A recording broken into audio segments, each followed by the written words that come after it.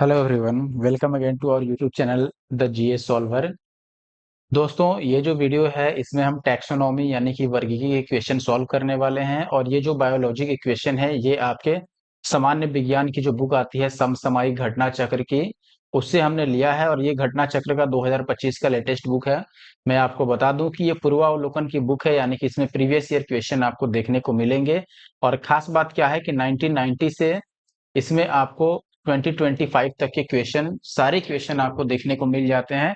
चाहे वह किसी भी स्टेट पीसीएस के हो या फिर यूपीएससी प्री का हो, सारे क्वेश्चन इसमें इंक्लूडेड रहते हैं और ऑल क्वेश्चंस आपको हिंदी में देखने को मिलेंगे। और पीडीएफ भी आपको एज इट इज क्लास की मिल जाएगी, बट उसके लिए आपको हमारा टेलीग्राम ग्रुप ज्वाइन करना होगा। अगर आप इंस्टाग्राम पे हैं वहां भी मुझे फॉलो कर सकते हैं। फर्दर किसी भी अपडेट्स के लिए आप मुझे इंस्टाग्राम पे फॉलो कर लें। और for the PDFs you have to join our Telegram group. और अगर आप हमारे यूट्यूब चैनल इनके में सॉरी द जीएस सॉल्वर पे नए हैं तो जरूर से ऐसे और वीडियो देखने के लिए आप सब्सक्राइब कर लें। मैथ्स के लिए हमारा अलग यूट्यूब चैनल है, जो लोग ऑलरेडी जुड़े हैं उनको पता होगा, एनके मैथ्स। तो आप अगर मैथ्स की पीवाईक्यू सॉल्यूशन चाहते हैं एसएससी या फिर किसी और एग्जाम की, then please subscribe our other YouTube channel that is NK maths. And for GS solution you have to subscribe this one that is the GS solver. तो ये नया चैनल है, चैनल को सपोर्ट कीजिए ताकि रेगुलर ऐसे video आते रहें। और पहले जैसे इससे पहले मैंने इंडियन ज्योग्राफी की 2 वीडियो अपलोड कर रखी है, अगर आपने नहीं देखा है जरूर देख लीजिए। हैंड रिटेन नोट्स के साथ मैंने वहां पर ज्योग्राफी कवर किया है। अभी हम सामान्य विज्ञान के अंतर्गत जीव विज्ञान को सॉल्व कर रहे हैं और जीव विज्ञान में टैक्सोनॉमी अपना टॉपिक है। टैक्सोनॉमी में ये टॉपिक कितना इंपॉर्टेंट है ये आप इस चीज से समझ सकते हैं कि केवल इस टॉपिक से करीब करीब 200 क्वेश्चन पूछे जा चुके हैं। जबकि आप घटना चक्र की बुक उठा के देख लो, आपको बहुत कम ऐसे चैप्टर्स मिलेंगे जिसमें 200 क्वेश्चन मिलेंगे। इवन हिस्ट्री में मैं बताऊं आपको, जो 1857 की क्रांति है, सिपाही विद्रोह, उसमें भी आपको इतने क्वेश्चन नहीं देखने को मिलते हैं जितने की टैक्सोनॉमी यानी वर्गीकी से क्वेश्चन देखने को मिले हैं। तो अगर आप चाहते हैं कि आपका पढ़ा हुआ क्वेश्चन एग्जाम में आए, देन प्लीज ये जितने भी क्वेश्चंस हैं इनको अच्छे से समझ लीजिए और याद कर लीजिए। ठीक है, आगे बढ़ता हूं और पहले क्वेश्चन से स्टार्ट करता हूं। आई होप कि आपको वीडियो अच्छी लगेगी। आप वीडियो को लाइक जरूर कर दीजिएगा और चैनल पे नए हैं तो सब्सक्राइब कर लीजिए और दोस्तों के साथ शेयर भी कीजिए। ये दोस्त, पहले क्वेश्चन से हम स्टार्ट करते हैं। पहला क्वेश्चन आप देख सकते हैं यूपी पीसीएस के प्री एग्जाम में 2024 में पूछा गया है, तो लेटेस्ट क्वेश्चन है। और अभी के टाइम पर कैसा क्वेश्चन यूपी पीसीएस या फिर बीपीएससी पूछ रही है ये आप इससे अंदाजा लगा सकते हैं। यूपीएससी प्री के भी क्वेश्चन आपको देखने को मिल जाते हैं, तो काफी इंपॉर्टेंट जो क्वेश्चन सीरीज है ये होने वाली है। आई होप कि आप वीडियो को कंप्लीट देखेंगे। ठीक है, पहला क्वेश्चन आपके सामने है दोस्त, निम्नलिखित में से कौन सा उच्च से निचले क्रम में पौधों की प्रजातियों का सही क्रम है।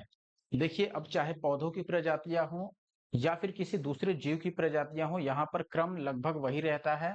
अगर ऑप्शंस की आप बात करेंगे, यहाँ पे वर्ग है पहले, फिर संघ है, फिर गण है, फिर पादप जगत है। ठीक है, चूंकि ये पौधे की बात हो रही है इसलिए यहाँ पादप जगत दिया गया है। फिर है गण, वर्ग, संघ या फिर पादप जगत। फिर है वर्ग, पादप जगत, संघ या फिर गण। और यहाँ पर है पादप जगत, संघ, वर्ग और गण। इनमें से बताना है कि निचले क्रम में, उच्च से निचले क्रम यानी कि घटते क्रम में और वही क्रम में आपको बताना है। यानी सबसे बड़ा जो है ग्रुप उसको पहले बताना है और जो सबसे छोटा ग्रुप है वो बाद में आएगा। तो देखिए, आप क्रम में, ऐसे क्रम में चार ही नहीं है और भी बीच में आते हैं, लेकिन आप कम से कम सबसे बड़ा और सबसे छोटा वाला जरूर याद रखिए। सबसे बड़ा वाला जहां भी होता है वो होता है जगत। ठीक है, और सबसे छोटा वाला क्या होता है? जाति। जाति, ये याद रखिए, सबसे छोटा क्या होता है? जाति। जाति के बाद आपका वंश, कुल, गण ऐसे करके आगे बढ़ता है। तो यहाँ पर सबसे बड़ा वाला भी अगर आपको याद है कि जगत यानी कि किंगडम जो होता है, दैट इज, ये सबसे बड़ा होता है ग्रुप। तो इसलिए आप देखेंगे कि इन ऑप्शंस में जहां भी जगत आपको दिखता है पहले, वो सबसे बड़ा हुआ, फिर धीरे धीरे घटते जाएगा। तो इस प्रकार ऑप्शन डी आप सही मार्क कर सकते हैं, केवल आपको इतना पता है तो। अब चलिए हम वन बाय वन करके देखते हैं कि आखिर इनकी हायरार्की है क्या। सबसे पहले आप छोटा सा चीज ये समझ लीजिए कि बायोलॉजी में जो क्लासिफिकेशन है वो जीवों को समान विशेषताओं के आधार पर समूहों में व्यवस्थित करने की प्रक्रिया है। यानी कि कुछ जीव जिनमें कुछ विशेषताएं एक जैसी हैं तो उनका एक अलग ग्रुप बना दिया जाता है, उनका एक अलग क्लास बना दिया जाता है। इसी को क्लासिफिकेशन कहते हैं। और नामकरण और वर्गीकरण के विज्ञान को हम टैक्सोनॉमी यानी कि वर्गीकरण विज्ञान उसको कहते हैं। अच्छे से समझ लीजिए यहाँ पर कि किस तरीके से ये काम करता है। आप यहाँ पर देखेंगे, जैसे एक मिनट रुकिए, देखिए यहाँ पर क्लासिफिकेशन को दिखाया गया है, क्लासिफिकेशन हायरार्की ऑफ प्लांट्स, यानी कि इनके जो प्लांट्स का क्लासिफिकेशन किया गया है, अलग अलग क्लास का क्या हायरार्की है, सबसे छोटा से सबसे बड़ा की तरफ लिखा गया है। इसमें देखेंगे कि जो बेसिक जो भी समानताएं होती हैं, जो मूल समानता होती है, उसके आधार पर जो एक ग्रुप बनाया जाता है एक जैसे जीवों का, उसको हम बोलते हैं स्पीसीज यानी कि जाति। ठीक है, तो सबसे बेसिक से शुरू कीजिएगा अगर, तो सबसे पहला जो ग्रुप आता है या क्लास आता है वो जाति। अब कई ऐसे जीव होंगे या कई ऐसी जातियां होंगी जिसमें कुछ समानताएं होंगी, तो ऐसी जातियों को मिलाकर बनाया जाता है वंश यानी कि जीनस। और ऐसे ही कुछ वंशों में अगर समानता आ जाती है कुछ गुणों की, तो वैसे वनों वंशों को मिलाकर के क्या बनाया जाता है, कुल यानी फैमिली। और फिर एक जैसे फैमिली को जब मिलाया जाता है तो बनता है गण यानी ऑर्डर। और ऐसे ही कई सारे ऑर्डर जिनमें कुछ समानता हो, उनको मिलाने से बनता है वर्ग यानी क्लास। और फिर वर्गों को मिलाने से फाइलम बनता है यानी संघ। और फिर फाइलम्स को मिला करके आपको प्लांट किंगडम बन जाता है यानी कि पादप जगत बन जाता है। तो ये हायरार्की याद रखना है आपको। इसमें से स्टार्टिंग के 4 ही आपको ऑप्शंस में गिवन थे, लेकिन अगर सबसे बड़ा वाला आपको याद रहता तो आप इजिली इसको मार्क कर। क्वेश्चन नंबर 2 की बात करें, ये कह रहा है आधारभूत समानताओं युक्त एक चयनित जीवधारी का समूह क्या कहलाता है। आधारभूत समानता का क्या मतलब है, बेसिक। बेसिक उसमें कुछ समानताएं होनी चाहिए।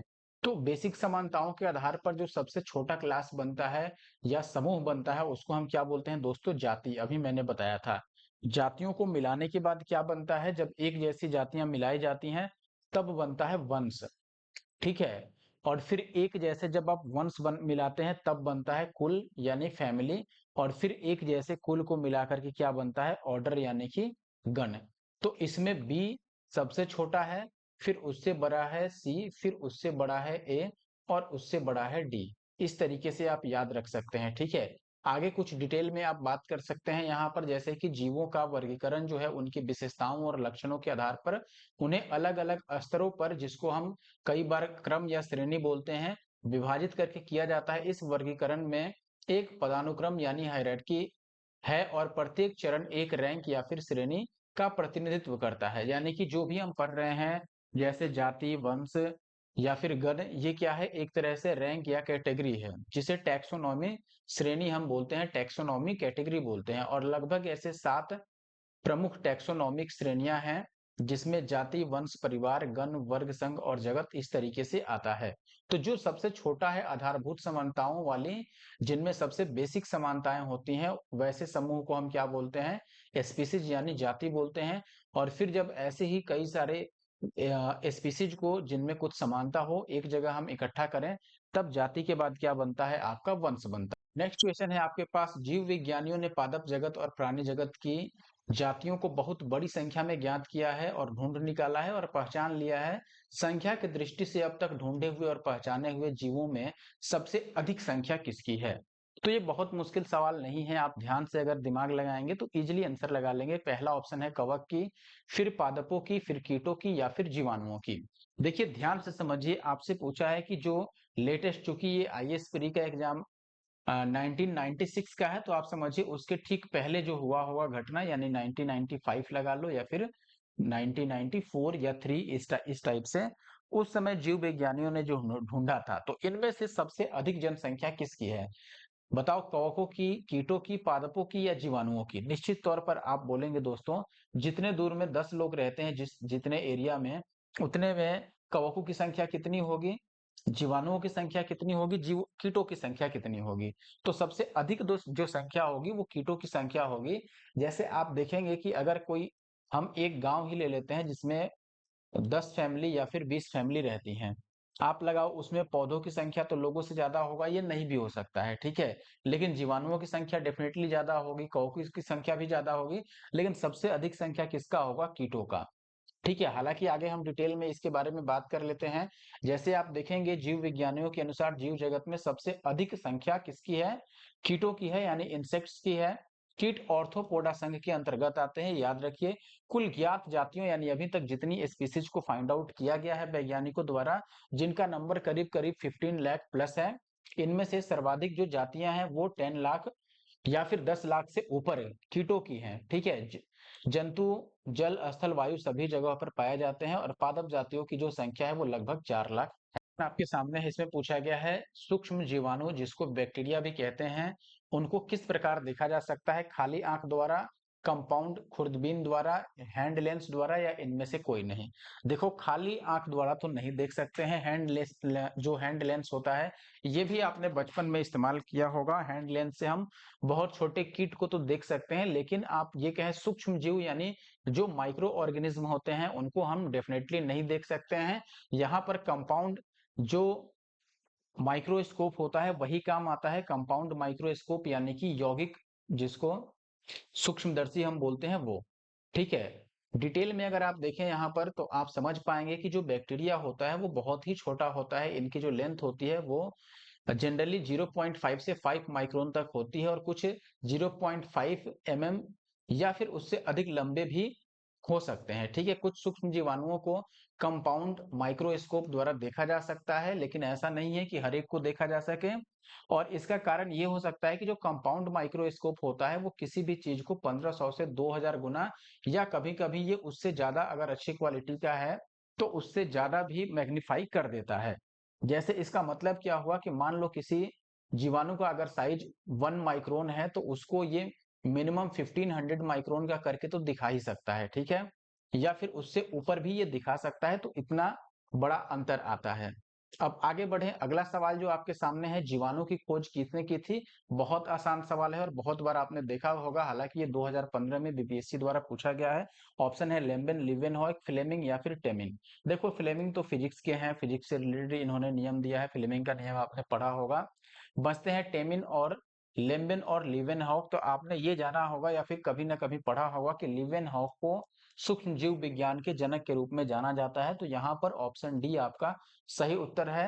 जो लीवेनहॉक हैं, ये वो व्यक्ति हैं जिन्होंने जीवाणु की खोज की थी। ठीक है, लीवेनहॉक, कई बार ऐसे भी आपको देखने को मिलता है नाम। थोड़ा और डिटेल में जानने की कोशिश कीजिएगा तो एंटोनी वैन लीवेनहुक जो है, ये सूक्ष्म जीव विज्ञान के जनक के रूप में इनको जाना जाता है और 1676 में इन्होंने अपने बनाए एक लेंस सूक्ष्मदर्शी यंत्र से जीवाणुओं की पहचान की। नेक्स्ट जो क्वेश्चन है, इसमें आपको कथन दिया है और फिर कारण दिया है। कथन क्या है कि कुछ जीवाणु अपना भोजन संश्लेषित कर सकते हैं यानी कि बना सकते हैं खुद से, और इन जीवाणुओं में हरा पदार्थ जो हरित लवक कहलाता है वो पाया जाता है। ऑप्शन है ए सही है और आर भी सही है। आर ए का सही स्पष्टीकरण है। अगला है ए और आर दोनों सही है, लेकिन आर जो है वो ए का सही स्पष्टीकरण नहीं है। सी में है ए सही है लेकिन आर गलत, और अगले में है ए गलत और आर सही। ध्यान से समझिए, सबसे पहले तो कह रहा है कि कुछ जीवाणु जो हैं वो अपना भोजन संश्लेषित कर सकते हैं, तो ये बिल्कुल सही बात है। जीवाणुओं में कई सारे जो जीवाणु होते हैं वो स्वपोषी भी होते हैं और स्वपोषी होने के कारण वो अपना भोजन स्वयं संश्लेषित कर सकते हैं। जो अपना भोजन स्वयं बना लेता है उनको स्वपोषी बोलते हैं। ठीक है, ऑटोट्रोप बोलते हैं, जैसे कि हरे पौधे हो गए, नील हरित शैवाल हो गया आपको, या फिर कुछ ऐसे जीवाणु जो अपना भोजन स्वयं बना लेते हैं। अब कारण क्या दिया गया है? कारण ये बोल रहा है कि ऐसे जीवाणुओं में हरा पदार्थ जो हरित लवक होता है वो पाया जाता है। याद रखिए, हरित लवक जनरली पौधों की पत्तियों में पाया जाता है, जिसको हम क्लोरोप्लास्ट के नाम से जानते हैं। ठीक है, लेकिन जीवाणु में हरित लवक नहीं पाया जाता है किसी भी जीवाणु में, क्योंकि जो पेड़ पौधों की प्रकाश संश्लेषण करने का तरीका है वो बिल्कुल अलग है जीवाणुओं से। इसलिए आप ये कहें कि जीवाणु जो भोजन बनाते हैं अपना, वो तरीका अलग है, पेड़ पौधों के प्रकाश संश्लेषण करने का तरीका अलग है, और हरित लवक पौधों की पत्तियों में पाया जाता है, इसलिए ये जीवाणु में तो नहीं पाया जा सकता। तो आर डेफिनेटली गलत है। जहां भी आर को सही माना गया है वो ऑप्शन गलत हो गया। तो ऑप्शन डी गलत हो गया और ऑप्शन ए भी गलत हो गया। ठीक है, ध्यान दीजिएगा यहाँ पर सही क्या हुआ, यहाँ पर ऑप्शन सी सही है, जिसमें ए सही है लेकिन आर क्या है, गलत है, तो ऑप्शन सी सही हो। नंबर 7 की बात करें, ये बोल रहा है सूक्ष्म जीवाणु यानी बैक्टीरिया के बारे में कौन सा कथन सत्य है? पहला है, ये जीवित और मृत की सीमा रेखा पर होते हैं, यानी कि इनको हम लिविंग और नॉन लिविंग दोनों के बीच की कड़ी मानते हैं, तो ये बिल्कुल गलत है। ये लिविंग में आते हैं, नॉन लिविंग नहीं है, यानी कि ये निर्जीव नहीं है। अगला है ये वनस्पति और जानवर की सीमा रेखा पर आते हैं। इसका मतलब ये हुआ कि ऑप्शन कहना चाहता है, जो 7th नंबर क्वेश्चन है इसका ऑप्शन नंबर बी, कि जो जीवाणु होता है वो उसमें वनस्पति का गुण भी होता है और एनिमल के भी गुण होते हैं, जानवर के भी गुण होते हैं। ये भी निश्चित तौर पर गलत है। नेक्स्ट ऑप्शन है आपके पास ये फूल देने वाली व फूल, फल और फूल, फूल देने वाली व फूल न देने वाली वनस्पति की सीमा रेखा पर होता है। देखो, सबसे पहले ये वनस्पति तो है नहीं, तो वनस्पति वाला ऑप्शन ऐसे ही गलत है। पहला दो ऑप्शन ऑलरेडी हमने गलत कर दिया है, तो यहाँ पर ऑप्शन डी जो बचता है, this is only one option to be right. तो ऑप्शन डी को हम सही मानेंगे। जीवाणु के बारे में और कुछ डिटेल आप जान लीजिए। बैक्टीरिया जो होता है ये एक सरल, अति सूक्ष्म और एक कोशिकीय, ठीक है, एक कोशिकीय आद्य जीव है जिसे मोनेरा जगत में रखा गया है। तो इसमें इंपॉर्टेंट दो चीज है इस लाइन में। एक तो कि जीवाणु एक कोशिकीय जीव है और इसे मोनेरा जगत में रखा गया है। ध्यान दीजिएगा कि जनरली जितने भी एक कोशिकीय जीव होते हैं उन्हें मोनेरा जगत में ही रखा जाता है। जीवाणु हमारे लिए लाभदायक और हानिकारक दोनों प्रकार का होता है, और जीवाणु का जो अध्ययन होता है उसको हम जीवाणु विज्ञान यानी बैक्टीरियोलॉजी कहते हैं। नेक्स्ट क्वेश्चन है, निम्नलिखित में से कौन सा ग्राम पॉजिटिव एवं ग्राम नेगेटिव बैक्टीरिया के अंतर के लिए उत्तरदायी है? ग्राम पॉजिटिव और ग्राम नेगेटिव बैक्टीरिया, ध्यान से समझिएगा। अब यहाँ पर ध्यान दीजिएगा, ऑप्शंस हैं आपके पास कोशिका झिल्ली, कोशिका दीवार, राइबोसोम या इनमें से कोई नहीं। ध्यान दीजिएगा कि आपसे ग्राम पॉजिटिव और ग्राम नेगेटिव बैक्टीरिया के पहचान के बारे में पूछा है कि दोनों में किसके आधार पर हम अंतर कर सकते हैं। ये चीज याद रखिए कि ग्राम पॉजिटिव और ग्राम नेगेटिव जो बैक्टीरिया है उनमें सेल वॉल जो होता है यानी कोशिका भित्ति, जिसको आप कोशिका दीवार बोल सकते हैं, ठीक है, कोशिका दीवार यानी कि सेल वॉल के आधार पर हम उसमें डिफरेंस कर सकते हैं। जैसे और आगे अगर आप देखें थोड़ा डिटेल में, तो यहाँ पर देख सकते हैं कि ग्राम पॉजिटिव और ग्राम नेगेटिव जीवाणुओं की आंतरिक संरचनाएं समान लेकिन बाह्य संरचनाएं अलग-अलग होती हैं। बाह्य संरचनाओं में खासकर कोशिका दीवार जिसको हम सेल वॉल बोलते हैं, इसकी संरचना के आधार पर मुख्यतः इसमें भिन्नता या फिर अंतर किया जा सकता है। इसके अलावा उनके अवयव, उनकी कार्य प्रणालियां ग्राम पॉजिटिव जीवाणुओं को ग्राम नेगेटिव जीवाणुओं से अलग करती हैं। अगला सवाल क्या है कि सबसे छोटा जीव जो स्वयं विकास एवं प्रजनन करने में समर्थ है वो कौन सा है? विषाणु, माइकोप्लाज्मा, जीवाणु या फिर बैक्टीरियोफेज? बीपीएससी का सवाल है, 2015 का ही सवाल है और बहुत आसान सवाल है। देखो, विषाणु जीवाणु तो डेफिनेटली नहीं है, बैक्टीरियोफेज भी नहीं है, माइकोप्लाज्मा याद रखिए, माइकोप्लाज्मा लूसेंट में भी आपको कई बार देखने को मिला होगा कि माइकोप्लाज्मा जो है ये सबसे छोटा जीव है जो स्वयं अपना विकास और प्रजनन दोनों ही कर सकता है।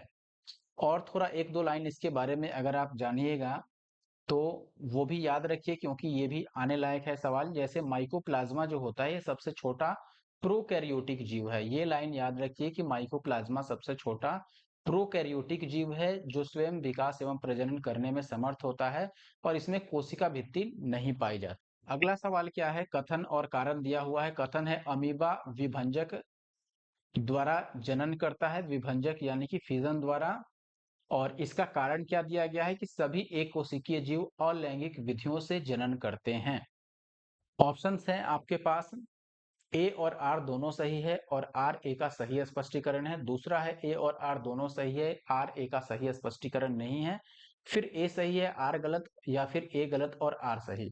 ध्यान दीजिएगा कि जो अमीबा है दोस्तों, अमीबा निश्चित तौर पर एक कोशिकीय जीव है। ठीक है, अमीबा पहली बात की एक कोशिकीय जीव है और ये द्विखंडन, जिसको आप विभंजन भी बोल सकते हैं या फिजन बोल सकते हैं। बेसिकली अमीबा इस टाइप का रहता है और ये धीरे धीरे दो पार्ट में बंट जाता है, यानी कि एक पार्ट अलग और एक पार्ट अलग होता है। तो एक से दो जब बन जाता है तो इसी को हम द्विखंडन बोलते हैं और दोनों का अपना अलग अलग, ये दोनों अलग अलग अस्तित्व में अब जीव आते हैं। ठीक है, तो इस प्रकार आप कहेंगे कि अमीबा विभंजन या फिर द्विखंडन द्वारा जनन करता है, ये तो सही है। दूसरा कि सभी एक कोशिकीय जीव अलैंगिक विधियों से जनन करते हैं। अब ध्यान रखिएगा कि फिजन यानी कि द्विखंडन या विखंडन या विभंजन आप समझो, ये भी एक अलैंगिक विधि है, जनन का एक अलैंगिक तरीका है। और जितने भी एक कोशिकीय जीव होते हैं वो अलैंगिक जनन ही करते हैं। कुछ ऐसे भी एक कोशिकीय जीव हैं जो अलैंगिक के साथ साथ लैंगिक जनन भी कर सकते हैं। लेकिन एटलीस्ट इतना याद रखिए कि सभी एक कोशिकीय जीव अलैंगिक जनन तो जरूर करते हैं। इसका मतलब कि आर भी सही हो गया। और जब ए और आर दोनों सही है तो ऑप्शन ए हम लगाएंगे कि ए और आर दोनों सही है और आर ए का सही स्पष्टीकरण। नेक्स्ट क्वेश्चन आप देख रहे हैं यहाँ पर 17th बीपीएससी प्री का है 2024 का क्वेश्चन, तो लेटेस्ट क्वेश्चन है। सवाल है कि किन जीवों में बीजाणु निर्माण द्वारा प्रजनन होता है। ऑप्शंस अगर आप ध्यान से देखेंगे तो ऑप्शंस में आपको क्या गिवन है। पहला ऑप्शन है आपके पास दोस्त यहाँ पर कवक, दूसरा है शैवाल, फिर खमीर या फिर फर्न। ध्यान दीजिएगा कि शैवाल जो होता है, शैवाल में अलैंगिक और प्लस लैंगिक दोनों ही प्रकार का जनन हो सकता है। और अलैंगिक जनन जो इसमें होता है वो बीजाणु द्वारा ही होता है, ध्यान रखिएगा, ठीक है, बीजाणुओं द्वारा ही होता है। और दूसरी बात कि इसमें एक और ऑप्शन है, ऑप्शन डी। यहाँ पर सवाल यही है कि बीजाणु निर्माण के द्वारा प्रजनन किसमें होता है। तो एक तो हमने देखा कि शैवाल में लैंगिक और अलैंगिक जनन दोनों हो सकता है, और अलैंगिक जनन इसमें जो होता है वो विभिन्न प्रकार के जीवाणुओं द्वारा ही होता है। जब जीवाणु में जूए स्पोर का निर्माण होता है तो उस विधि में इसमें अलैंगिक जनन होता है। अब बचता है फर्न, जो कि टेरिडोफाइटा का उदाहरण है। और जो फर्न है इसमें भी अलैंगिक जनन होता है, और इसमें भी अलैंगिक जनन जो होता है वो बीजाणु के माध्यम से ही होता है। तो इसका मतलब ये हुआ साफ सुथरा शब्दों में मेरे कहने का मतलब कि यहाँ पर ऑप्शन बी भी सही है और ऑप्शन डी भी सही है। तो ये अपने पुराने अंदाज में बीपीएससी शायद चली गई थी, जहां पर ऑप्शन ई होता था, जिसमें ये लिखा रहता था कि या तो एक से अधिक ऑप्शन सही है या फिर इनमें से कोई नहीं। ठीक है, तो ऐसा अगर ऑप्शन रहता तो हम उसको सही लगाते, हालांकि यहाँ पर बी और डी दोनों। अगले सवाल की बात करें, ये कह रहा है निम्नलिखित पर विचार करना है, जीवाणु है, कवक है और विषाणु है। आपको बताना है कि किन्हें कृत्रिम या संश्लेषित माध्यम से संवर्धित किया जा सकता है। और ये आईएएस प्री 2021 का सवाल है। ऑप्शन से केवल पहला और दूसरा यानी जीवाणु और कवक को, फिर दूसरा और तीसरा यानी कि कवक और विषाणु को, या फिर एक और तीन, या फिर सभी को। दीजिएगा कि एग्जामिनर आपसे पूछना क्या चाहता है कि इनमें से कौन से ऐसे जीव हैं जिनको कृत्रिम तरीके से हम उनको संवर्धित कर सकते हैं यानी जीवित रख सकते हैं कृत्रिम तरीके से। अब देखो विषाणु की बात करें तो चूंकि विषाणु आपका होता है सजीव और निर्जीव दोनों के बीच की कड़ी, इसलिए विषाणु को कृत्रिम तरीके से संवर्धित करना पॉसिबल नहीं है। और अभी तक ऐसा पॉसिबल नहीं हुआ है, इसलिए तीसरे को तो हम नहीं कर सकते हैं। तो जहां भी तीसरा आपको दिखता है उसको आप गलत काट दो। तो देखो ऑप्शन बी में तीसरा है, यहाँ पे ये गलत हो गया। सी में भी यहाँ तीसरा है और डी में भी है, तो ये भी गलत हो गया। अब इकलौता ऑप्शन केवल ए बच गया, इसलिए ऑप्शन ए केवल सही है। ध्यान दीजिएगा कि जीवाणु को और कवक को दोनों को ही कृत्रिम तरीके से संश्लेषित किया जा सकता है, और जीवाणुओं पर कई बार शोधकर्ताओं ने ऐसा किया भी है। ठीक है, तो ऑप्शन ए आपका सही है और बाकी के ऑप्शन। अगला सवाल है आपके पास, गर्म रुधिर वाले जंतु वे होते हैं जो अपने शरीर के तापक्रम को, इसके आगे आपके लिए ऑप्शंस हैं, वातावरण के तापक्रम से नीचा रखते हैं। नेक्स्ट ऑप्शन है वातावरण के तापक्रम से ऊंचा रखते हैं, हमेशा एक जैसा बनाए रखते हैं, या वातावरण के तापक्रम को बराबर बनाए रखते हैं। अब एक बात समझ लीजिए कि वार्म ब्लडेड जो जंतु होते हैं वो कौन होते हैं। वार्म ब्लडेड का मतलब जिनका रुधिर गर्म होता है। ध्यान दीजिएगा कि ऐसे जंतु जिनके ब्लड का टेम्परेचर या फिर जिनके शरीर का जो टेम्परेचर रहता है वो हमेशा एक जैसा रहता है, उनको हम क्या बोलते हैं, वार्म ब्लडेड बोलते हैं। जिनके शरीर का तापमान हमेशा एक जैसा रहे और वो वातावरण यानी कि एटमॉस्फेयर के टेम्परेचर से उसका कोई लेना देना नहीं हो, और ना ही जो एटमॉस्फेरिक टेम्परेचर है वो उनके शरीर के टेम्परेचर पर कोई इफेक्ट डाल पाए। तो यहाँ पर ऑप्शन सी इस हिसाब से आपका सही है। ऐसे जीव जिनके शरीर का टेम्परेचर यानी कि तापमान हमेशा एक जैसा रहता है उनको हम वार्म ब्लडेड बोलते हैं। यहाँ पर देखिए मैं और डिटेल में बता देता हूँ। समतापी, एक मिनट, समतापी अर्थात गर्म रुधिर वाले वार्म ब्लडेड जंतु वे होते हैं जिनके शरीर का ताप वातावरण के ताप से प्रभावित नहीं होता है और हमेशा एक जैसा बना रहता है। इसके अंतर्गत जनरली बर्ड्स और मैमल्स आते हैं। जबकि असमतापी ऐसे जीव हैं जिनके शरीर का टेम्परेचर चेंज होता रहता है, और इसके अंतर्गत मत्स्य, उभयचर और सरीसृप इत्यादि जंतु आते हैं जिनके शरीर का टेम्परेचर वातावरण के टेम्परेचर के अकॉर्डिंग इंक्रीज और डिक्रीज होता रहे। नेक्स्ट क्वेश्चन है आपके पास, निम्नलिखित में से कौन से कथन सही नहीं है, या फिर कौन सा कथन सही नहीं है। ऑप्शन है पहला, सभी इकाइनोडर्म सजीव प्रजक होते हैं। गोलकृमि में कोई परिसंचरण तंत्र नहीं होता है। अस्थिल मछलियों में बताशय आमतौर से विद्यमान होता है। और उपास्थिमस उपास्थिसम मछलियों में निषेचन आंतरिक होता है। आईएएस प्री 2002 का क्वेश्चन है और उस टाइम पर ऐसे क्वेश्चन आते थे। आज के डेट में ऐसे बहुत कम ही क्वेश्चन आपको देखने को मिलेंगे यूपीएससी में। लेकिन उस टाइम के जो यूपीएससी क्वेश्चन है वो आजकल आपको स्टेट पीसीएस और स्टेट के एसएससी के पेपर्स में देखने को मिल। अब देखिए इसमें कुछ वर्ड्स आपको नहीं समझ आ रहे होंगे तो पहले मैं वो समझा दूं। जैसे आप यहाँ पर देखेंगे एक वर्ड आपको दिख रहा है सजीव प्रजक। सजीव प्रजक क्या होता है? देखिए किसी भी जीव का जन्म दो तरीके से जनरली हम मान सकते हैं। एक, जिनका जन्म अंडे से होता है, ठीक है, यानी जो मादा का शरीर होता है वो पहले अंडे उत्पन्न करेगा, फिर अंडे से बच्चे का जन्म होगा। और एक तरीका जिसमें बच्चा डायरेक्ट जन्म लेता है। तो जब कोई जीव या फिर मादा जीव डायरेक्ट बच्चे को जन्म देती है तो उसको हम सजीव प्रजक बोलते हैं, ठीक है। और अंडे से जन्म लेना ये अलग चीज हुआ। तो इकाइनोडर्म जो होता है ये सजीव प्रजक नहीं होता है। देखिए कुछ इकाइनोडर्म सजीव प्रजक होते हैं लेकिन यहाँ पर सभी की बात की गई है कि सभी इकाइनोडर्म सजीव प्रजक होते हैं। तो ये बिल्कुल गलत है क्योंकि कुछ इकाइनोडर्म सजीव प्रजक नहीं होते हैं। तो यहाँ पर ऑप्शन ए हमारा इस क्वेश्चन के कथन के हिसाब से सही हुआ, लेकिन एक्चुअल में ये क्या है? गलत है, रॉन्ग स्टेटमेंट है। दूसरा कह रहा है कि गोलकृमि में कोई परिसंचरण तंत्र नहीं होता है and this is absolutely right. ये बिल्कुल सही है कि गोलकृमि में कोई परिसंचरण तंत्र नहीं होता है।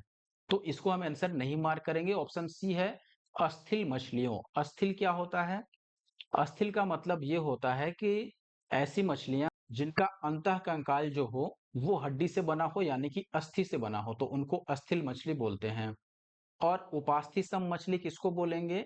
जिनका अंतः कंकाल उपास्थि से बना हो, जिसको आप कार्टिलेज बोलते हैं, ठीक है।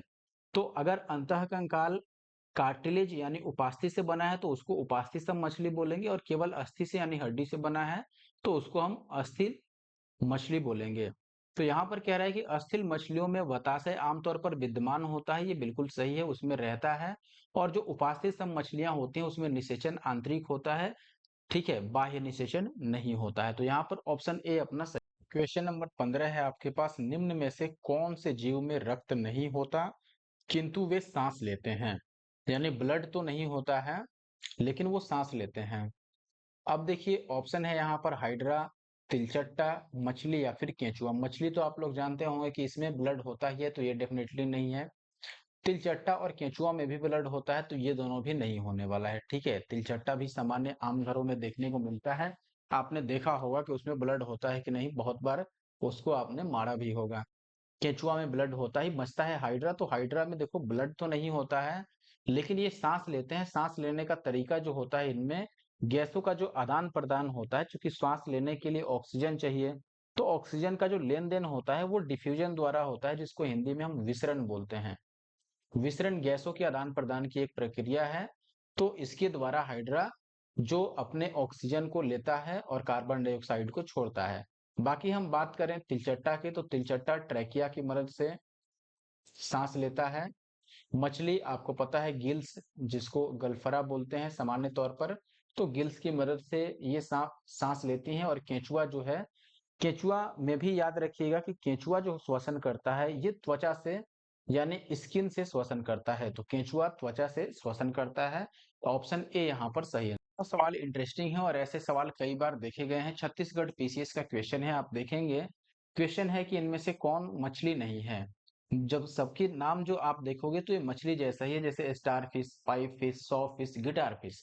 तो सब में फिश तो जरूर लगा है लेकिन ये निश्चित तौर पर सारी ही मछलियां नहीं है। आपको इनमें से वो चुनना है जो मछली नहीं। और कई बार ऐसे क्वेश्चन आपको रीजनिंग में भी देखने को मिल जाते हैं। तो आपको बता दें दोस्तों कि स्टार फिश जो है ये मछली नहीं है। इनका नाम, इसका जो है स्टार फिश का, वो जरूर मछली से मिलता जुलता है लेकिन ये मछली नहीं है, वास्तविक मछली इसको नहीं माना जाता है। कुछ और के नाम आप याद रख सकते हैं। कुछ समुद्री जंतु ऐसे हैं जिनका नाम मछलियों के जैसे हैं लेकिन वो मछली है नहीं, ठीक है। जैसे कि जेली फिश ओरिजिनल में मछली नहीं है, स्टार फिश मछली नहीं है, सिल्वर फिश मछली नहीं है, cuttlefish, hagfish, razorfish, crayfish, तो ये सब मछली नहीं है, बस मछली के जैसा नाम, इनके नाम के अंत में फिश लगा हुआ है। ठीक है। अब यहाँ पर आप याद जरूर रखिएगा, क्योंकि ऐसे बहुत सारे क्वेश्चन अलग अलग पीसीएस एग्जाम में देखे गए हैं। तो स्टार फिश है ही अपना, जेली फिश है, सिल्वर फिश है, कैटल फिश है, हेग फिश, रेजर फिश और क्रे फिश। अब नेक्स्ट क्वेश्चन अगर देखते हैं, क्वेश्चन नंबर 18, यहाँ पर भी पूछा गया है कि इनमें से कौन सा वास्तविक रूप से मछली है। ऑप्शन है स्टार फिश नहीं थी, आपको याद होगा, जेली फिश भी नहीं थी, हैग फिश भी नहीं थी, समुद्री घोड़ा अब इकलौता ऑप्शन बचता है, तो ऑप्शन डी ही आपका सही उत्तर है। समुद्री घोड़ा जो है ये एक प्रकार के मछली का नाम है। अब आगे थोड़ा डिटेल में हम देख लेते हैं, हालांकि पहले मैंने बता ही रखा है। देखिए स्टार फिश जो होता है वो सितारे नुमा इकाइनोडर्म श्रेणी का एक जंतु है। देखने में स्टार टाइप का रहता है इस तरीके से, ठीक है, लेकिन या फिर ऐसे आप समझ लो, यह इकाइनोडर्म श्रेणी का एक जंतु है, ना कि एक मछली है। जेलीफिश, जेलीफिश ऑरेलिया को कहते हैं, और ये जो सिलेंट्रेट संघ है उसका एक जंतु है। हैग फिश भी एक जंतु है जो कि साइक्लोएस्टोमाटा समूह से आता है। अब यहाँ पर ध्यान रखिएगा कि अगर हम बात करें कि वास्तविक इसमें है कौन, तो वास्तविक जो है वो सी हॉर्स जो है वो वास्तविक फिश है, जिसको अश्वमीन या हिप्पोकैम्पस के नाम से जानते हैं। यह एक वास्तविक अस्थिल मछली है, यानी बोनी फिश है, जिसमें बोन होता है, यानी कि जो अंतःकंकाल होता है वो हड्डियों से बना होता है। उपास्थि स्तंभ मैंने आपको बता ही दिया, जो कि कार्टिलेज से जिनका अंतःकंकाल बना होता है। सवाल सेम टाइप का है, ऑप्शन भी आप देख के समझ गए होंगे कौन एक मछली है। अभी हमने पढ़ा कि समुद्री घोड़ा जो है, यानी कि सी हॉर्स क्या है, एक मछली है, भले ही लास्ट में नाम में घोड़ा लगा हो, लेकिन ये मछली है। समुद्री ककम्बर यानी कि खीरा, ये तो मछली नहीं है। समुद्री गाय और समुद्री बाघ ऐसा हमने अभी तक तो देखा नहीं है, लेकिन समुद्री घोड़ा जरूर पढ़ लिया है कि ये एक मछली है। अगला सवाल आपको इंपॉर्टेंट लग सकता है, शार्क मछली में कितनी हड्डियां होती हैं। शार्क जिसे हम मछलियों का राजा मानते हैं, आपसे यही पूछा गया है कि शार्क जो मछली होती है उसमें हड्डियों की संख्या कितनी होती है। ऑप्शन है 100, 0, 200 या 300। तो इसका जो सही उत्तर है, आप सुन के हैरान रह जाओगे, सही उत्तर क्या है दोस्तों, ऑप्शन बी यानी कि 0। शार्क मछली में हड्डियों की संख्या कितनी होती है, 0। आप पूछेंगे कि ये क्यों है और कैसे है। तो अभी मैंने आपको मछलियों का दो प्रकार बताया था, एक तो अस्थिल और एक उपास्थि। मैंने अस्थिल में बोला था कि अस्थिल वो मछलियां होती हैं जो जिनका अंतःकंकाल अस्थि यानी हड्डी से बना होता है और उसमें हड्डी पाया जाता है। दूसरा जो मैंने बताया था, जिनका अंतःकंकाल नाम था क्या, उपास्थि, उपास्थिसम, ठीक है, जिनका अंतःकंकाल किससे बना था, कार्टिलेज से। तो अंतःकंकाल अगर कार्टिलेज यानी उपास्थि से बना होता था तो वहां पर हड्डियों की संख्या 0 हो जाएगी। और यही बात यहाँ पर है, शार्क मछली जो है ये एक प्रकार का उपास्थि स्तंभ मछली है, यानी कि इसमें हड्डियों की संख्या 0 होगी और इसका अंतःकंकाल उपास्थि से बना होगा, न कि अस्थि यानी कि हड्डी से। अगला सवाल देखेंगे, इनमें से कौन सा पक्षी नहीं है। ऑप्शन है golden mahseer, Indian nightjar, spoonbill या फिर व्हाइट आइबिस। अब ध्यान दीजिएगा दोस्तों कि जितने भी ऑप्शंस यहाँ पर गिवन हैं, इनमें आपसे पूछा गया है कि मछली कौन नहीं है। देखो इंडियन नाइट जार अगर आपने सुना होगा तो ये आप जरूर समझ पाएंगे कि ये एक प्रकार की पक्षी होती है।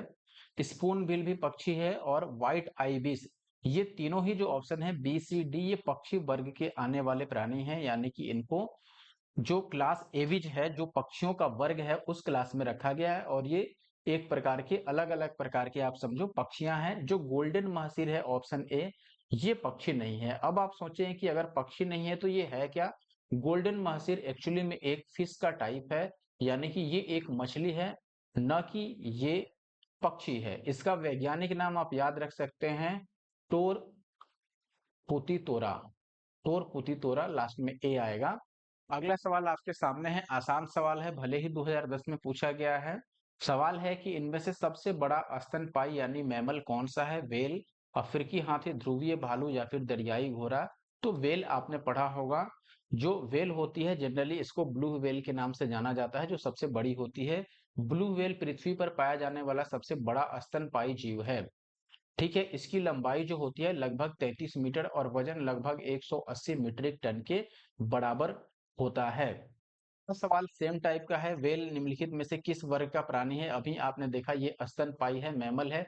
सरीसृप बोलते हैं जो रेंग के चलता है। रेप्टाइल मत्स्य, जनरली मछलियों, मत्स्य का मतलब जो जलीय जीव होते हैं। उभयचर यानी जो जल और स्थल दोनों जगह रहते हैं, एम्फीबियन बोलते हैं। लेकिन जो व्हेल है ये स्तनपायी जीव है। या क्वेश्चन सेम टाइप का है, आंसर भी आप समझ। अगला सवाल आपके सामने है, इन प्रजातियों में से कौन सी दांत वाली व्हेलों में विशालतम है?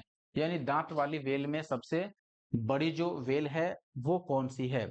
आपके पास ऑप्शन है फिनबैक व्हेल, ब्लू व्हेल, या फिर स्पर्म व्हेल, या फिर हम्प बैक व्हेल। सही उत्तर है दोस्तों ऑप्शन सी यानी कि स्पर्म व्हेल। आप देखेंगे यहाँ पर कि ये जो व्हेल होती है ये विशालतम दांत वाली सबसे बड़ी व्हेल है।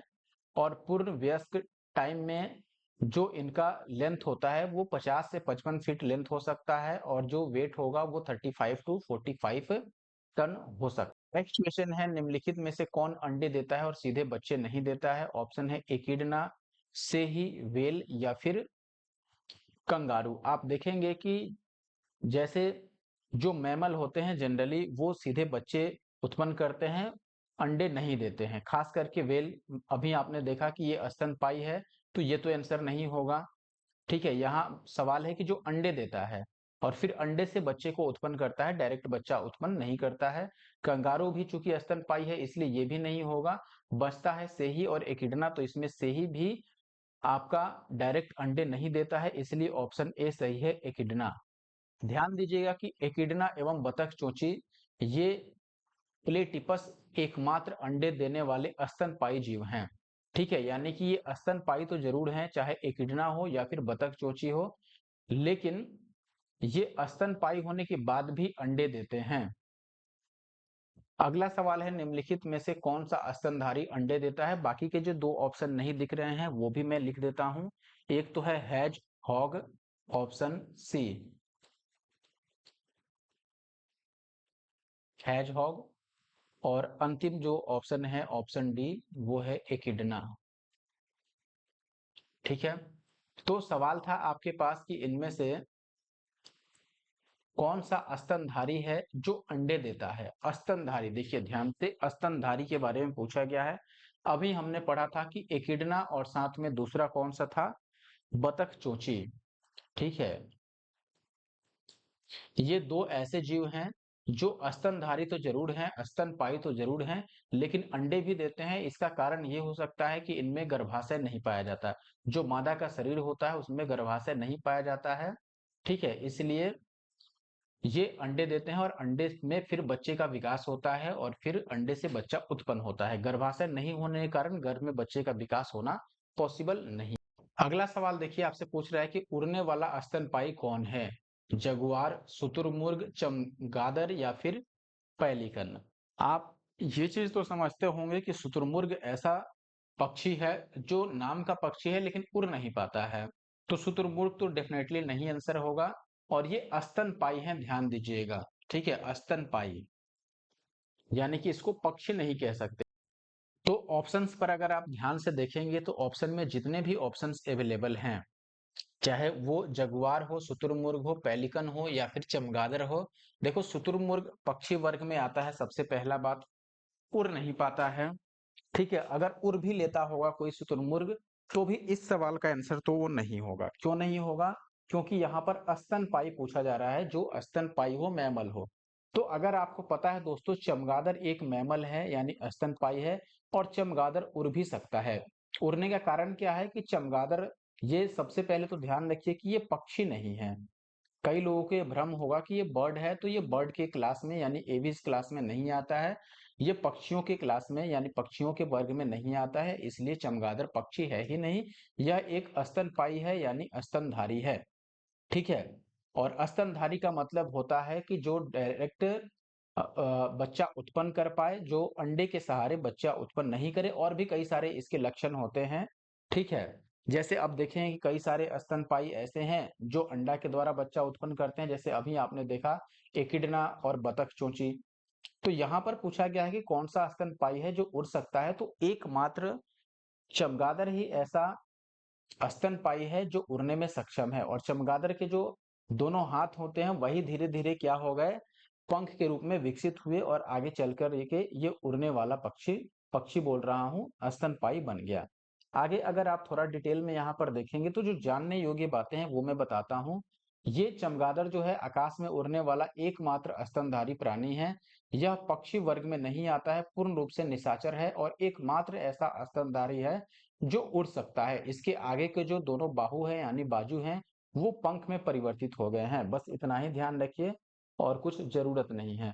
अगला सवाल सेम टाइप का है, उड़ने वाले जीवों में कौन सा ऐसा है जो पक्षी वर्ग में नहीं आता, यानी उड़ता तो है लेकिन पक्षी नहीं है। तो तोता, कौवा, चील ये सारे पक्षी हैं।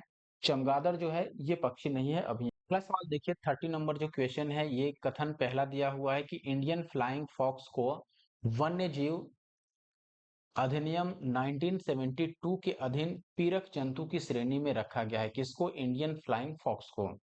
दूसरा कथन है कि इंडियन फ्लाइंग फॉक्स अन्य जंतुओं का रक्त पीता है।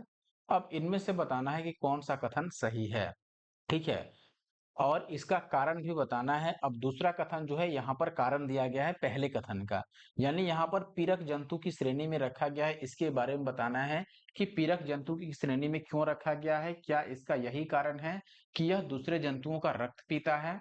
ऑप्शन आपके पास इसी तरीके से मिलेंगे कि पहला कथन और दूसरा दोनों सही है और दूसरा कथन पहले कथन की सही व्याख्या करता है। आगे ऐसे मिलेगा कि दोनों सही है लेकिन व्याख्या सही नहीं है, या फिर पहला सही दूसरा गलत या दूसरा सही पहला गलत। ध्यान रखिए कि ये जो सवाल है ये यूपीएससी पीटी 2024 का क्वेश्चन है, यानी लेटेस्ट क्वेश्चन है यूपीएससी। देखो दोस्त, अगर मैं बात करूं यहाँ पर दूसरे ऑप्शन की, इंडियन फ्लाइंग फॉक्स जनरली पहले क्या होता है ये समझ लीजिए। इंडियन फ्लाइंग फॉक्स एक प्रकार का चमगादड़ ही होता है। काम है जनरली ये फल और फूल के रस को चूस जाते हैं, ठीक है, और फूल और फल के रसों को चूस करके उन्हें खराब करने के कारण इनको पीरक श्रेणी में पहले रखा गया था, ठीक है। तो यहाँ पर इस लाइन से जो मैंने बोला आप दो बातें समझ पाए होंगे। सबसे पहले तो ये एक प्रकार का चमगादड़ है जिसका कार्य है फूल और फलों से रस को चूसना, मुख्य इसका कार्य यही था या अभी भी है, ठीक है। तो चूंकि ये रस को चूसता है न कि रक्त को पीता है, इस प्रकार दूसरा कथन तो गलत हो गया। रक्त नहीं चूसता है ये, फूल और फल से रस उसका चूसता है।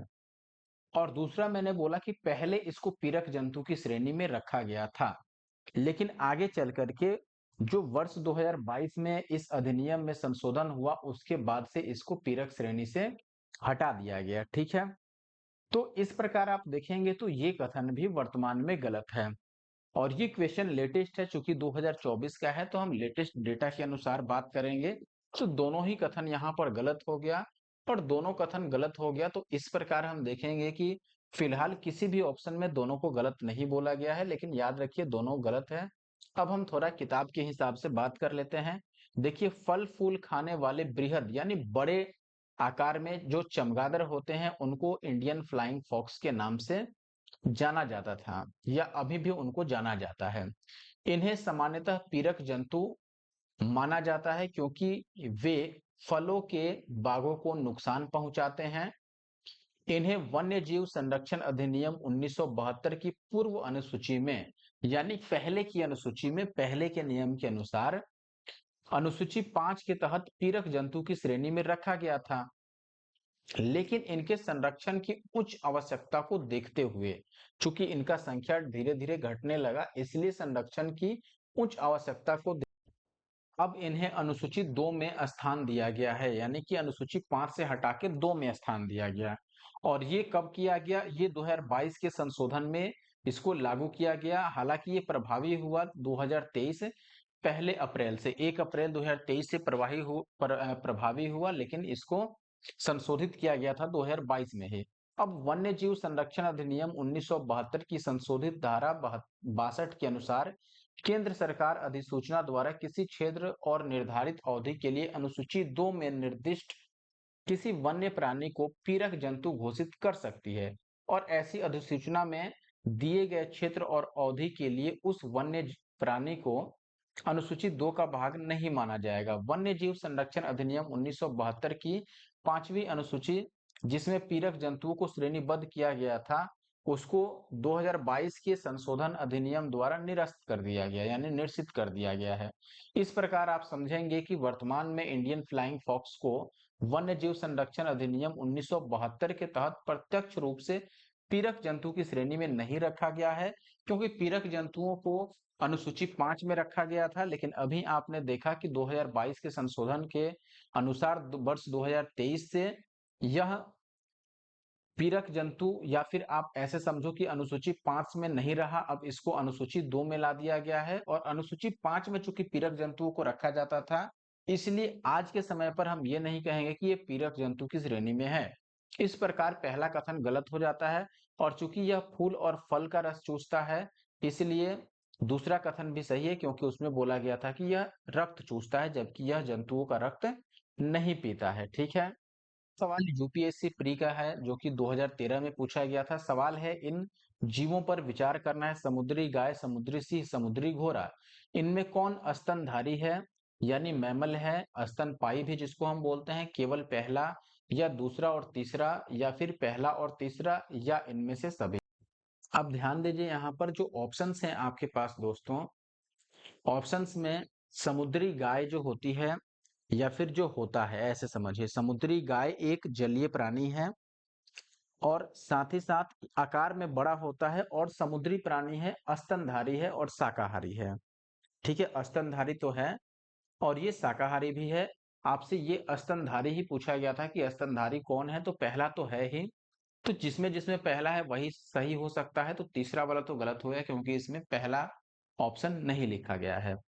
दूसरा देखेंगे समुद्री घोड़ा, ये चूंकि एक प्रकार की मछली है, अभी आपने पढ़ा, और मछली जनरली अंडे देती है और अंडे से बच्चे को उत्पन्न करती है, इसलिए ये स्तनधारी नहीं है, तो दूसरा गलत हो गया। अब जहां दूसरा है वो भी गलत हो गया, तो ये भी गलत हो गया। ठीक है। अब बचता है आपके पास केवल पहला और दूसरा। तो तीसरा जो ऑप्शन है यहाँ पर समुद्री सिंह, यह भी एक स्तनधारी है और यह भी एक जलीय जीव है। ध्यान रखिएगा, समुद्री सिंह भी स्तनधारी है, इसलिए पहला और तीसरा यानी कि ऑप्शन बी सही हुआ। सवाल है आपके पास, डॉल्फिन को किस प्रकार वर्गीकृत किया गया है, यानी कि किस वर्ग में रखा गया है। उभयचर में, स्तनी में, सरीसृप में, या मत्स्य में। देखिए, उभयचर का मतलब है कि जो जल और स्थल दोनों जगह रह ले, यानी भूमि और जल दोनों जगह जीवित रहे। सरीसृप जो रेंग कर चलते हैं, पैर इसमें प्रत्यक्ष रूप से नहीं पाए जाते हैं या उस तरीके से नहीं पाए जाते हैं। ठीक है, ये रेंग कर चलते हैं, अगर पैर होगा भी तो बहुत सारा, जैसे लाइन से पैर होता है। मत्स्य यानी मछली जो जल में रहते हैं, हालांकि डॉल्फिन भी जलीय जीव है, लेकिन ये मत्स्य वर्ग का नहीं है, सरीसृप तो है ही नहीं, और उभयचर भी नहीं है। जलीय जीव जरूर है लेकिन मछली नहीं है डॉल्फिन। ठीक है, यानी कि मत्स्य वर्ग की प्राणी नहीं है, यह एक स्तनी प्राणी है। जैसे अब आप देखेंगे कि जो ब्लू व्हेल है, उसको भी हम लोग जनरली मछली ही बोलते हैं, लेकिन वो मत्स्य वर्ग की नहीं है, वो भी स्तनी है। ठीक है, तो ब्लू व्हेल तो स्तनी है ही। यहाँ पर डॉल्फिन भी स्तनपायी जीव है, यानी स्तनधारी जीव है। कुछ याद रखने योग्य बातें ये हैं। सबसे पहले तो डॉल्फिन जलीय जीव है और यह स्तनी वर्ग मैमेलिया के गण सीटेसिया में रखा गया है। इसमें याद रखने वाली बातें बस इतना ही है कि यह स्तनी वर्ग का है और मैमेलिया गण से यह बिलोंग करता है। और कई बार आप पहले देखे होंगे छोटी किताबों में कि सबसे बुद्धिमान मछली कौन सी है, इसका उत्तर भी डॉल्फिन ही आता है। और अगला चीज जो याद रखना है, वर्ष 2009 के बाद से भारत सरकार ने राष्ट्रीय जलीय जीव के रूप में गंगा डॉल्फिन, जो कि गंगा नदी में पाई जाने वाली डॉल्फिन है एक प्रकार की, उसको भारत का राष्ट्रीय जलीय जीव घोषित किया गया है। तो वर्तमान समय में यानी 2009 के बाद से भारत का राष्ट्रीय जलीय जीव गंगा डॉल्फिन को माना गया है। और 2023 में गंगा डॉल्फिन को उत्तर प्रदेश की सरकार ने भी राज्य का जलीय जीव घोषित किया है। तो उत्तर प्रदेश का राजकीय जलीय जीव कौन सा हुआ? गंगा डॉल्फिन। अगला सवाल है आपके पास दोस्त कि निम्नलिखित में से सील जो है वो किस जाति का है?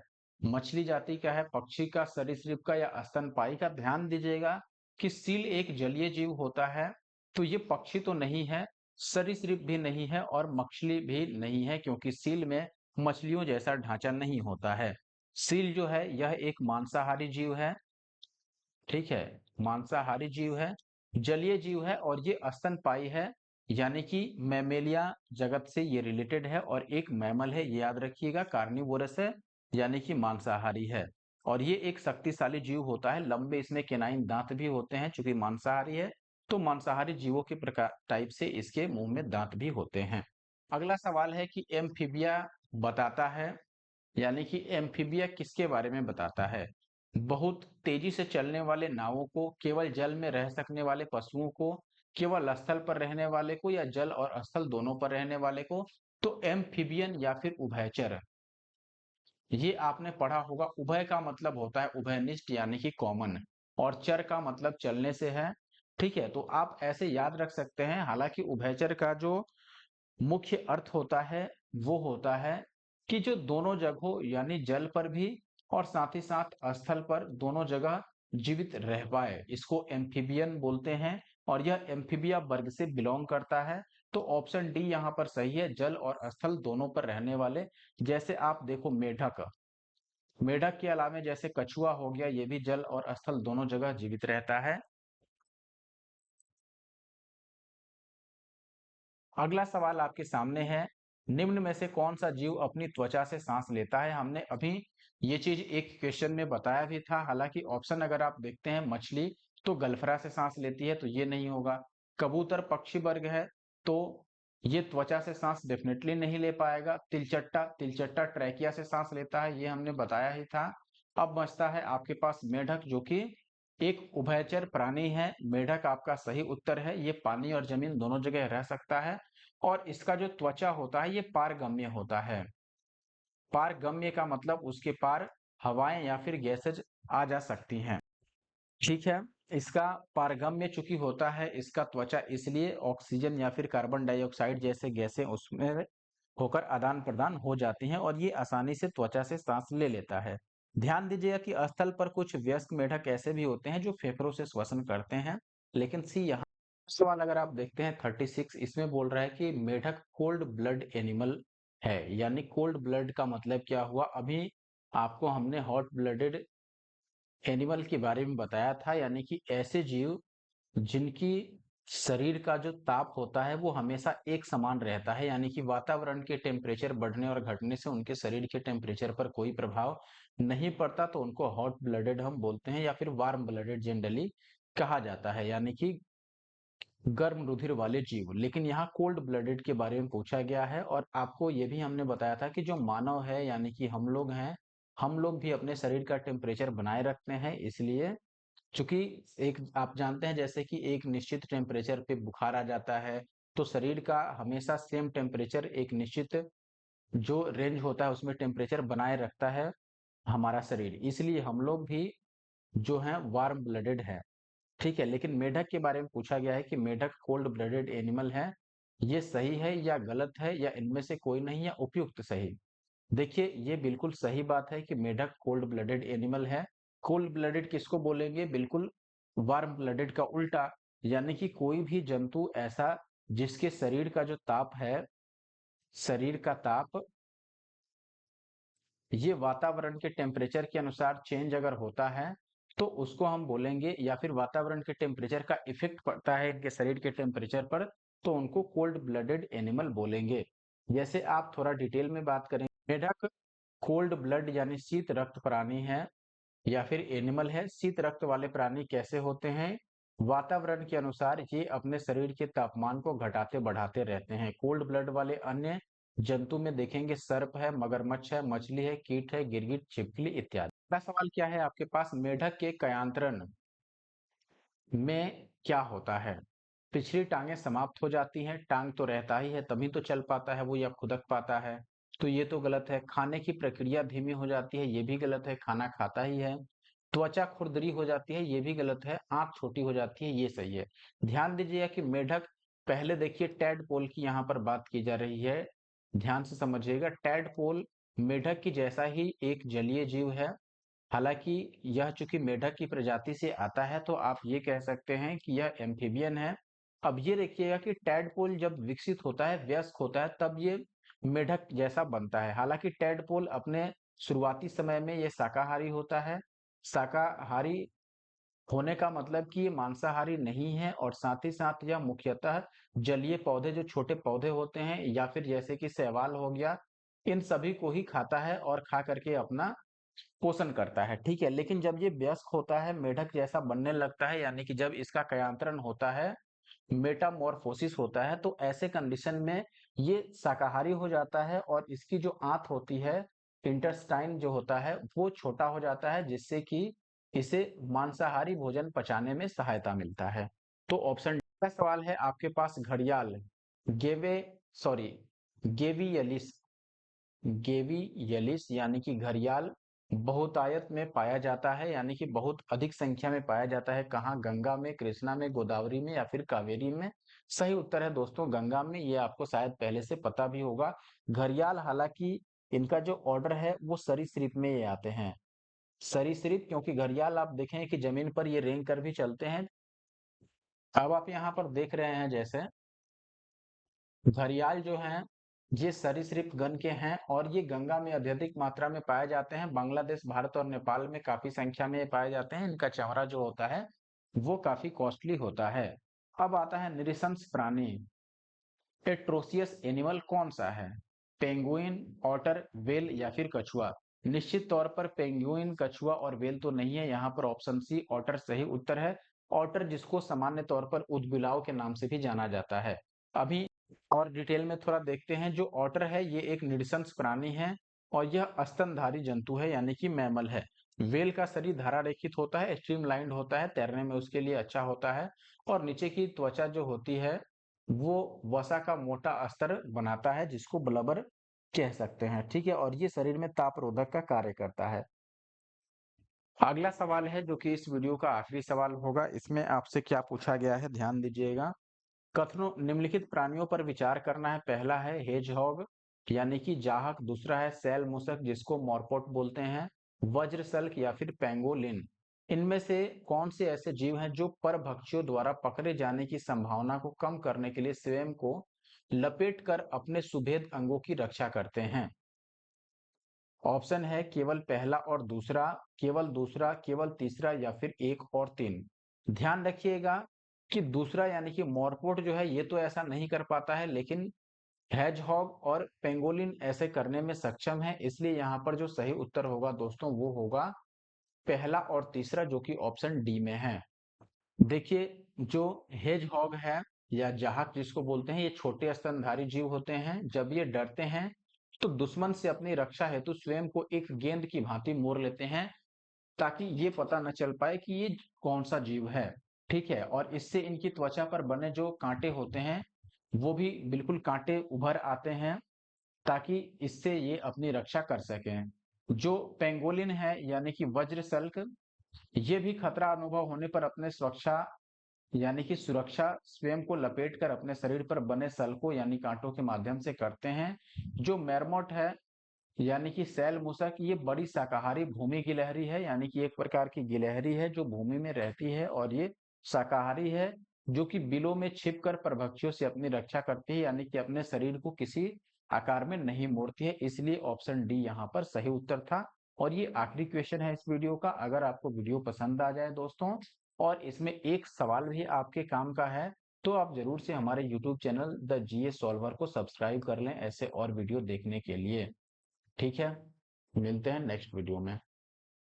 सवाल है आपके लिए क्वेश्चन नंबर 41। भारतीय गिलहरियों के बारे में निम्नलिखित कथनों पर विचार करना है।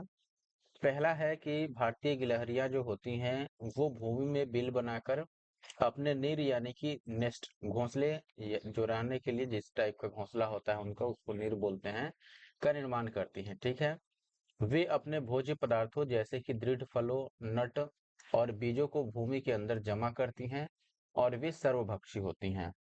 और ये यूपीएससी आईएएस के एग्जाम में 2023 में आया हुआ क्वेश्चन है, बहुत ही बढ़िया क्वेश्चन है। आप ध्यान देंगे ऑप्शन में आपको दिया गया कि केवल पहला सही है या फिर केवल दो सही है या तीनों ही सही है या इनमें से कोई नहीं। देखिए, सबसे पहले बात करें तो आपने देखा भी होगा, कहानियों में भी पढ़ा होगा कि भारतीय जो गिलहरियां हैं वो पेड़ पौधों पर रहती हैं, ना कि बिल बनाकर निवास करती हैं। ठीक है, तो पहला तो गलत है। भारतीय जो गिलहरियां हैं वो अपना आवास पेड़ पौधों पर करती हैं। ठीक है। अगला है कि वे अपने भोज्य पदार्थ यानी कि उनके जो भी भोज्य पदार्थ होते हैं, खाद्य पदार्थ होते हैं, उसको वो भूमि के अंदर जमा करती हैं। तो ये सही है। आप देखेंगे खेतों में या फिर कई जगहों में जो बीज होते हैं या फिर अनाज होते हैं, अनाज के दानों को वो अ, जमीन के अंदर छेद करके बिल बनाकर उसके अंदर वो स्टोर करती है। किस लिए स्टोर करती है? कि बाकी के दिनों में जब उनको अनाज इजीली नहीं मिल पाएगा तब वे उसका इस्तेमाल कर सकें। अब तीसरे की बात करें कि वे सर्वभक्षी होती हैं, तो निश्चित तौर पर गिलहरी सर्वभक्षी होती हैं। जनरली ये शाकाहारी होती हैं, लेकिन छोटे-बड़े ये कीड़े-मकोड़े भी खाती हैं, ठीक है? तो इस प्रकार 2 ऑप्शन इसमें सही है, तो ऑप्शन बी पर हम टिक करेंगे। अगला सवाल है, निम्नलिखित में श्वान उपजातियों में कौन भौंकने में असमर्थ है? श्वान की उपजातियों में कौन भौंकने में ऑप्शन है आपके पास डिंगो, एल्सेशियन, डाल्मेशियन या फिर लेब्राडोर। देखो लेब्राडोर तो भौंकता है निश्चित तौर पर। ये सारी कुत्तों की उपजातियां हैं। आप देखेंगे इसमें डिंगो, एल्सेशियन, लेब्राडोर और डाल्मेशियन। इसमें डिंगो एक ऐसा उपजाति है जो सामान्य कुत्तों की तरह नहीं भौंकता है।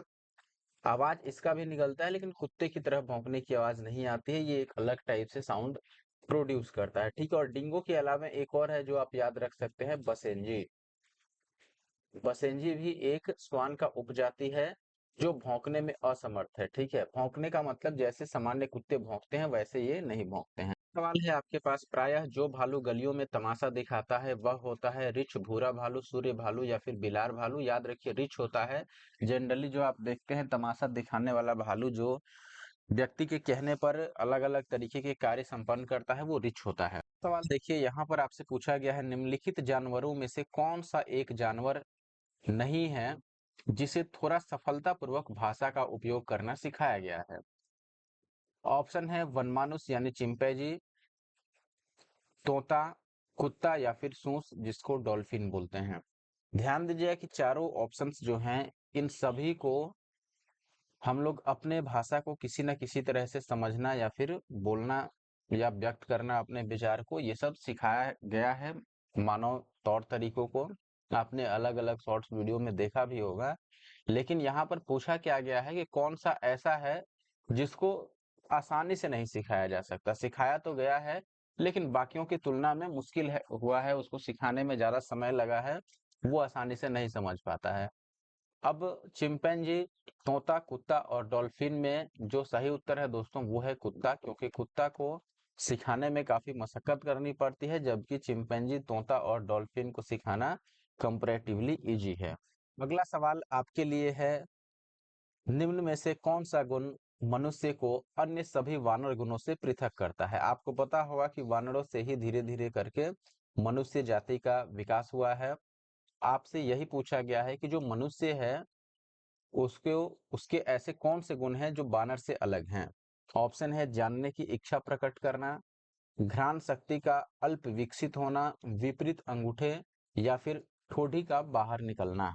तो उत्तर जो होगा दोस्तों वो है ऑप्शन ए, जानने की इच्छा प्रकट करना। निश्चित तौर पर आप देखेंगे कि मनुष्य ऐसा एक जंतु कह सकते हैं जो इसमें सबसे अधिक बुद्धि का विकास हुआ है, ठीक है। और जिसके कारण यह अपनी तर्क संगत और जैसे कि साइंस जो कि प्रयोगों के आधार पर परीक्षण करने की तौर तरीके हुए, तो साइंस के माध्यम से भी मनुष्य हमेशा जानने की इच्छा को प्रकट करते आया है। अब बढ़ते हैं। सवाल है आपके पास, निम्नलिखित में से कौन सा एक कपी यानी कि एप नहीं है? ऑप्शन है गिबन, गोरिल्ला, लंगूर या फिर ओरंग उटेन। देखिए यहाँ पर अगर हम बात करें कपी की यानी एप की, कपी की दो मुख्य शाखाएं होती हैं, जिसमें से एक जिसको हम बोलते हैं हीन कपी और दूसरा जो महाकपी है। मैं यहाँ लिख देता हूं, एक तो हीन कपी और दूसरा महाकपी। दोनों में अंतर क्या है कि हीन कपी जो होता है ये साइज में छोटा होता है, इनका आकार छोटा होता है और इनका आकार बड़ा होता है, ठीक है। तो महाकपी में जैसे गोरिल्ला महाकपी है, ठीक है। ओरंगुटैन भी महाकपी है, साइज में बड़ा होता है। हीन कपी गिबन जो है ये एक हीन कपी है, यानी कि साइज में छोटा होता है। लंगूर कपी नहीं है, इसलिए ऑप्शन सी यहाँ पर सही होगा। लंगूर आपको पता होगा ये वानर प्रजाति का एक जीव है, लंगूर, ठीक है। जबकि ये लोग कपी होते हैं। कपी का मतलब गोरिल्ला जैसे होता है जो 2 पैरों पर चल सके, ठीक है, आसानी से। सवाल मिलता-जुलता है, मानव के समान लघुत्तम कपी कौन-सा है? लघुत्तम यानी साइज में छोटा। अभी हमने पढ़ा कि गिबन जो है ये हिन कपी है, यानी कि साइज में छोटा होता है, जबकि गोरिल्ला, चिंपैंजी, ओरंगुटैन जो है ये सारे महाकपि होते हैं। अगला सवाल आपके सामने है। सवाल में आपसे पूछा गया है, निम्नलिखित में से कौन किसी वृक्ष या लकड़ी के लट्ठे में बने छिद्र में से कीटों को खुरचने के लिए लकड़ी का औजार बनाता है? ऑप्शन है आपके पास मत्स्य मार्जार यानी कि फिशिंग कैट, ओरंग उटैन या फिर ऊदबिलाव या स्लॉथ बियर। देखिए, अभी आपने पढ़ा कि जो महाकपि होते हैं वो साइज में बड़े होते हैं और उन्हीं से धीरे धीरे मानव जाति का भी विकास हुआ है। तो आप यहाँ पर देखें कि ऑप्शन में उरैंग उटैन है, तो उरैंग उटैन आंसर होगा।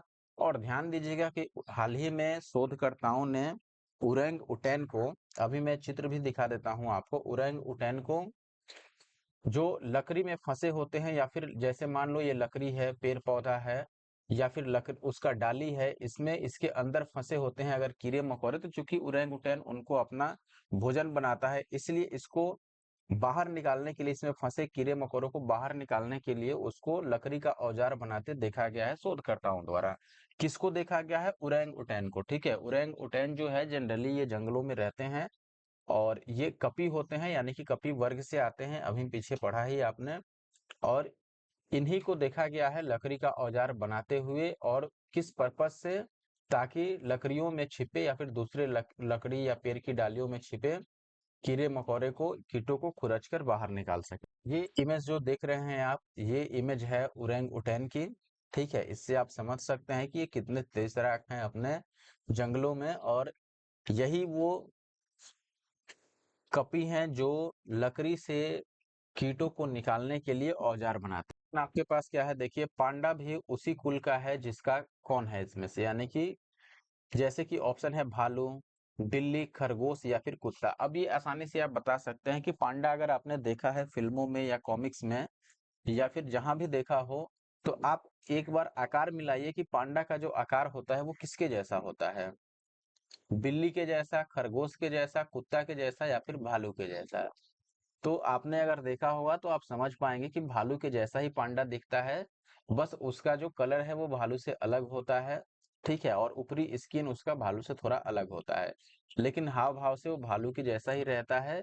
इसलिए ऑप्शन ए सही है। ध्यान रखिएगा कि भालू का जो कुल है, जैसे यहाँ कुल फैमिली की बात की गई है, तो भालू का जो कुल है वो याद रखिएगा उर्सिडी है। उर्सिडी, उर्सिडी कुल का है, और इसी कुल का जीव पांडा भी है, ठीक है। तो ऑप्शन ए सही। अगला सवाल है आपके लिए कि निम्नलिखित जंतुओं में से किसमें 3 प्रकोष्ठ वाला हृदय होता है? 3 प्रकोष्ठ यानी कि 3 चैम्बर वाला हृदय किसका होता है? ऑप्शन है बंदर का, मछली का, मगर का या फिर मेढक का। देखो, एम्फीबियन में जैसे मेढक है, आपका छिपकली है, ये ऐसे जीव हैं जिनका हृदय जो होता है वो 3 प्रकोष्ठ यानी 3 चैम्बर्स में डिवाइड होता है। 2 आलिंद एवं 1 निलय होता है, ठीक है। तो ऑप्शन डी यहाँ पर सही है। 3 प्रकोष्ठ वाला जो हृदय होता है वो मेढक और साथ ही साथ छिपकली में पाया जाता है। मछली का जो होता है ये 2 प्रकोष्ठ का होता है, ये याद रखिएगा, ठीक है। और बंदर का और मगर का अगर आपसे पूछा जाए, यानी कि बाकी के जो 2 ऑप्शन बच गए, ए और बी, इन दोनों का जो हृदय होता है ये 4 प्रकोष्ठ वाला होता है, ठीक है, यानी कि 4 भाग में ये डिवाइड होता है। अगर आपको वीडियो पसंद आ रहा है तो निश्चित तौर पर आप हमारे YouTube channel the GS solver को सब्सक्राइब कर लें ऐसे और वीडियो देखने के लिए, और वीडियो को अगर अभी तक लाइक नहीं किया है आपने तो लाइक कर दीजिए।